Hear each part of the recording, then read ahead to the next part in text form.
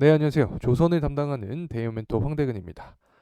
자, 오늘도 흥하해운 함께 살펴보겠습니다. 흥하해운 같은 경우 이 장 초반 급등세 이후에 잠잠하다가 현재 다시 이 살아난 모습을 보여주고 있는데 제 영상 함께 해주시는 분들은 아실 거예요. 패턴성 움직임이죠. 자, 오늘도 함께 살펴보겠습니다.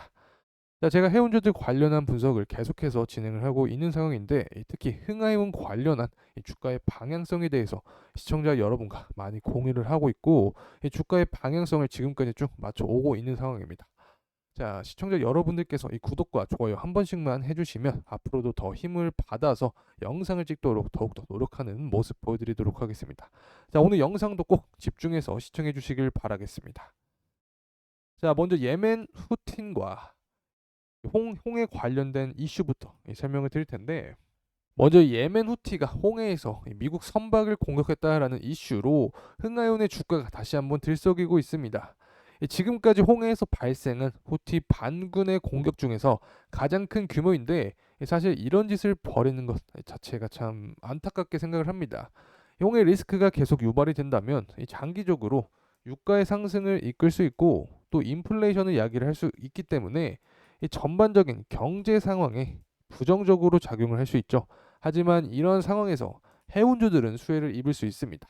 사실 지금까지 흥하해운의 주가 상승 패턴을 살펴봤을 때 이 홍해 선박 리스크, 자, 이 부분이 부각이 되면서 이 해상 운임의 상승이 기대될 때 가장 큰 변동성으로 움직이는 편이었습니다. 자, 현재도 차트를 보게 되면 5%또 6%가량 상승하면서 올라와 주는 모습을 보여주는데, 자, 이 부분은 바로 패턴입니다. 항상 홍해 리스크가 부각이 된다면 강하게 상승이 나오는 종목은 흥하해운이고, 12월 달을 기점으로 봤을 때도 이 수혜주 운하 관련된 이슈로 항상 급등한 이후에 이 되돌림 현상이 나왔다. 자, 그리고 다시 한번 이 수혜주 운하 관련된 이슈가 부각이 된다면 주가가 급등하는 모습을 보여준다. 자, 그래서 현재 상황 자체가 이 수혜주 운하의 중단으로 인한 이 주가 상승 모멘텀, 또 중동 정세로 인한 유가의 상승, 그로 인한 주가 하방 압력이 서로 충돌을 하는 상태입니다. 자, 하지만 최근 들어서 이 주가의 동향은 수혜주 운하 중단으로 발생하는 이 공급에 대한 우려감, 그리고 운임 상승에 대한 기대감이 더 강하게 작용을 해서 흥하해운의 주가를 더 끌어올리는 모습을 보여주고 있습니다. 자, 그리고 항상 홍해 리스크 관련한 이슈가 나오면 패턴상 장 초반에 급등을 했다가 하락하는 모습을 보여주다가 다시 올라간다. 자, 이런 패턴을 여러분이 숙지를 하신다면 데이 트레이딩 관점에서 접근을 할 때 좀 더 도움이 되지 않을까라는 생각을 합니다. 자, 그래서 현재 차트를 보게 되면 다시 한번 5일선 위로 이 주가가 올라와 있는 모습이고 이 3,375원 구간에서 매도세가 출현하는 모습입니다. 자, 이 구간에 물량이 많이 존재하기 때문에 저항을 받고 있다 이렇게 볼 수 있고, 이 주봉으로 살펴보게 된다면 이 3,700원대까지의 매물대만 뚫어준다면 그 위 구간인 이 4,500원까지도 강한 상승이 나올 수 있다는 점 말씀드리고, 자, 이렇게 된다면 이 주가의 탄력성은 더 강하게 받을 수 있겠죠. 자, 이런 경우 수혜주 운하 관련된 리스크가 계속해서 나타나야 된다라는 점, 그리고 사실 흥하해운의 같은 경우 바람직한 주가 상승은 중장기적으로 올바르게 볼 수 있는 방법이 바로 BDI 지수죠. 자, BDI 지수 같은 경우 제가 어떤 점 말씀드렸냐, 사이클적으로 5월 혹은 6월 이후로 오르게 되는 경우가 많다. 그래서 시기적으로 이 BDI 지수가 오르는 시기에, 오르는 시점에 이 건전한 상승이 동반될 수 있다라고 말씀드렸습니다. 자, 그래서 지금과 같은 이 홍해 관련된 리스크, 이 변동성을 이용한 투자는 다소 리스크가 존재할 수 있다. 이 수혜주나 관련된 이슈가 단발성 재료로 작용을 할 가능성이 높은데, 이런 공급 이슈로 발생하는 주가 상승은 건전한 상승으로 보기 힘들다라고 볼 수 있죠.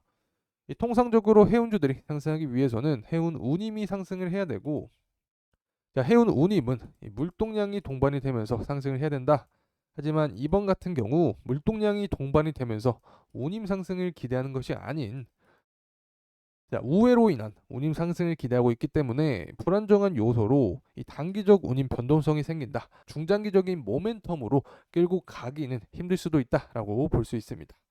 자, 그래서 이런 단기 급등 현상 뒤에 오는 이 되돌림 현상까지 생각을 하고 매매를 진행해야 된다라고 말씀드립니다. 자, 이제 국제유가 한번 살펴보겠습니다. 또 해운주 국제유가와 굉장히 큰 연관성이 있죠. 자, 국제유가 같은 경우 미국의 원유 재고 증가에 이 하락한 채로 마무리를 했습니다. 제가 강조드린 부분이 현재 유가는 변동성이 굉장히 크다. 자, 그러한 변동성은 여러 요인이 있지만 이 오펙의 감산부터 이 중동의 지정학적인 문제, 그리고 미국의 원유 재고, 원유 재고가 상승한 점이 가장 큰 이슈입니다. 최근 유가의 동향을 보게 되면 유가가 하락했을 때는 이 사우디의 원유 수출 가격 인하로 유가가 하락을 했고, 그 이후에 이스라엘 공습으로 인한 이 레바논 무장단체 지휘관이 사망을 하면서 이 중동의 지정학적인 긴장이 고조가 되었습니다. 자, 그래서 리비아의 주요 유전 가동 중단에 따라서 이 발생한 공급에 대한 차질 우려가 유가를 다시 한번 끌어올렸습니다. 자, 그래서 이 유가의 상승 또 하락에 의해서 이 해운주들 역시 주가의 모멘텀을 받을 수 있다라는 점까지 여러분께 말씀드릴 수 있겠습니다. 자, 이렇게 오늘 흥하해운에 대한 영상이었는데 이번 시간이 도움이 되셨다면 구독과 좋아요 부탁드리겠습니다. 끝까지 시청해주셔서 감사드리고 다시 한번 좋은 하루 보내시길 바라면서 마무리하겠습니다. 감사합니다.